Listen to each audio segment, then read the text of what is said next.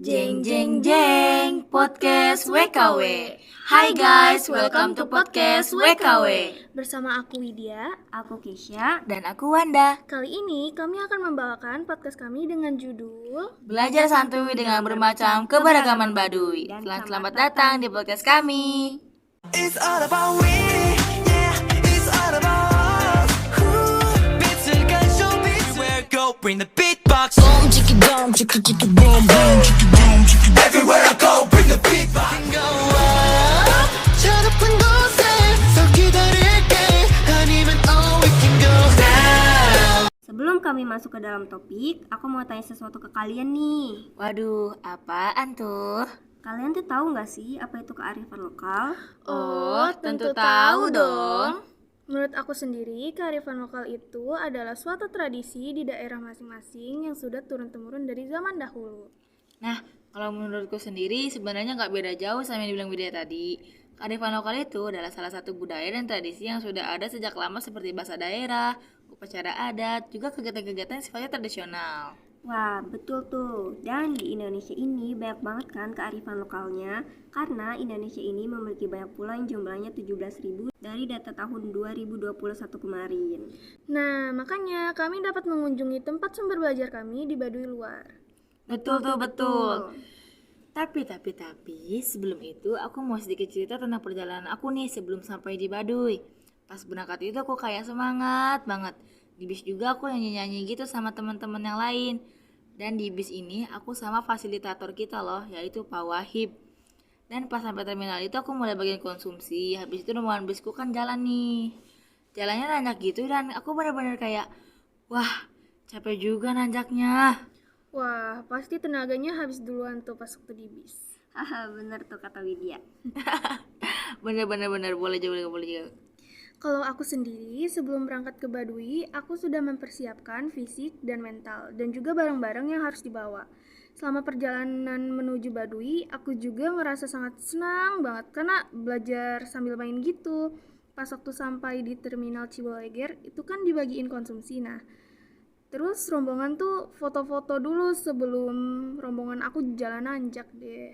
Iya juga ya, vibes-nya kayak belajar sambil refreshing. Bener tuh Widya. Nah, aku sendiri udah siap banget pas di bis. Mungkin karena bangun pagi banget, jadinya aku sempat tidur deh di bis. Setelah sampai itu, aku baris dan dikasih konsumsi dan mulai jalan. Beberapa setelah jalan, aku mampir ke tempat akang pemandu dan istirahat buat makan dan sholat. Lalu aku mulai jalan ke pos 1, yaitu pos obat tradisional. Wih, keren banget tuh. Ya gitu deh, siapa nih yang mau duluan cerita apa yang didapat pas di Baduy? Kayaknya Wanda duluan gak sih? Soalnya Wanda dapat rombongan yang kunjungan ke rumah Pak Jaro dan beliau pun menjabat menjadi sekretaria desa. Oke nih, Wanda duluan. Wih, I'll go first guys. Pas aku sampai di rumah Pak Jaro tuh langsung istirahat makan sholat kan. Habis semuanya selesai kegiatan makan sholat, baru deh kami duduk rapi dan mulai sesi tanya jawab langsung. Kok langsung tanya jawab? Iya, kenapa tuh? Iya, soalnya beliau lebih gampang ditanya dulu baru dijawab dan dijabarin gitu penjelasannya. Nah, ada beberapa pertanyaan yang gak bisa aku ucapin karena banyak banget. Jadi aku jabarin jadi penjelasan aja ya. Pertama, tentang pakaian mereka yang warnanya hitam. Itu emang udah karena dari dulu dan udah tradisi. Untuk upacara adat, mereka masih melakukannya di hari-hari yang udah ditentukan. Contohnya kayak penanaman padi yang berarti mereka masih percaya dengan adanya dewa atau dewi padi yang agar padinya itu tumbuh subur gitu. Banyaknya perempuan yang menenun di setiap rumah, itu emang udah jadi kewajiban perempuan di sana. Kewajiban? Maksudnya? Kewajiban gitu loh, kayak perempuan di sana dari kecil pun udah diajarin menenun kain. Nah, kalau mereka udah jago gitu nenun kainnya, itu udah boleh dinikahin. Makanya di sana itu ada yang umur 13 tahun itu udah nikah. Menikahnya pun harus dengan orang di desa. Tapi yang namanya jodoh kan gak ada yang tahu tuh kan ya. Kalaupun ada orang luar Baduy nikah sama orang Baduy itu akan ikut tinggal dan keluar dari daerah Baduy loh. Oh alah gitu toh. Terus kamu nanya apa nih ke Pak Jaro? Aku tanya tentang bahasa mereka yang pakai sehari-hari. Karena aku sepanjang jalan perjalanan itu dengar kayak bahasa Sunda. Dan bahasa yang mereka pakai itu emang bahasa Sunda. Sunda yang mereka kenal itu ada 3, kayak Sunda kuno, Sunda dangkal, sama Sunda sehari-hari gitu. Dan ketiganya ini memiliki arti yang sangat jauh sih. Itu sih yang aku dapat, masih banyak sebenarnya. Cuman disingkat aja. Durasi. Benar. Sekarang video nih, biar sesuai urutan kunjungan jadinya. Oke, akhirnya giliran aku juga nih. Nah, sebelumnya di Baduy aku mengunjungi tempat pewarnaan kain kan, dan aku sempat nanya-nanya juga ke orang Baduynya gimana sih proses pewarnaan dan pengeringan pewarnaan itu sendiri. Dan ini jawaban dari orang Baduy. Nah, si pewarnaan, jadi kita jangan sampai telat. Si pewarnaannya jangan sampai telat. Minimal nih dalam satu hari kita lembabnya ini paling 1 jam. Lewat dari 1 jam, nanti si warnanya ini ada kotak-kotak kayak gitu, jadi nggak rata.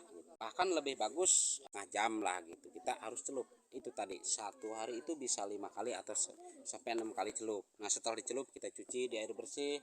Kalau warna biru khusus warna biru, warna coklat khusus warna coklat untuk pencucian di air bersih. Kalau warna kuning kita khusus warna kuning, nggak boleh dicampur. Nah, untuk keutuhan warna gitu. Yang penting kita tandain aja yang kuning sebelah sini, yang coklat sebelah sini, yang biru sebelah sini gitu. Nanti ini yang udah berapa hari gitu, minimal sampai 1 minggu. Satu warna ini ngewarnain benangnya itu 1 minggu. Wah, prosesnya lumayan panjang juga ya. Panjangnya itu karena di perendaman kain ke cairan warna tuh. Wih, Giliran Keisha nih. Yay, it's my turn guys. Curhat dikit. Sebelumnya aku udah record suara tapi kehapus. ya, poor Keisha. It will be okay guys. Aku dapat ingat-ingat dikit nih. Sedikit tapi bermanfaat, nggak rugi juga kan? Nah, pengobatan tradisional ini gampang banget dibuat mau sendiri ataupun sama orang lain. Karena buatnya pun gak susah dan bisa dibilang sederhana banget. Pengobatan tradisional ini bisa jadi tindakan pertolongan pertama.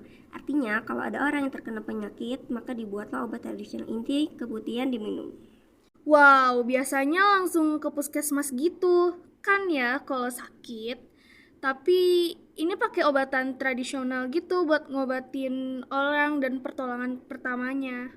Kamu ada tanya-tanya gitu gak sih, Kay? Aku nanya kok, aku nanya apa aja macam-macam obat tradisional dan gimana cara ngobatinnya. Jadi ada barawi, obat sakit kepala yang cara ngobatinnya diperas dengan airnya, ditetesin ke dalam mulut. Ada patin, obat buat mengatasi bisa seperti bisa ular misalnya. Dan terakhir ada jampang pahit untuk mengobati luka senjata tajam. Cara ngobatinnya dengan diremes-remes ke lukanya. Waduh, emang ya kekayaan alam sekitar tuh gak boleh disia-siain banget kayaknya. Iya tuh, betul banget. Dan gak kerasa ya, kita udah di pengunjung acara aja nih. Benar juga, jadi kesimpulannya adalah jangan malu dengan kearifan lokal budaya kita. Karena kearifan lokal itu sendiri bisa menjadi ciri khas juga identitas bangsa kita. Sekian dari kami podcast WKW, aku Wanda. Aku Keisha. Dan aku Widya. Akhir kata kami ucapkan maaf bila ada salah kata, karena insan di dunia ini tak pernah luput dari kesalahan. Thank you for watching guys. Bye bye. See you next time.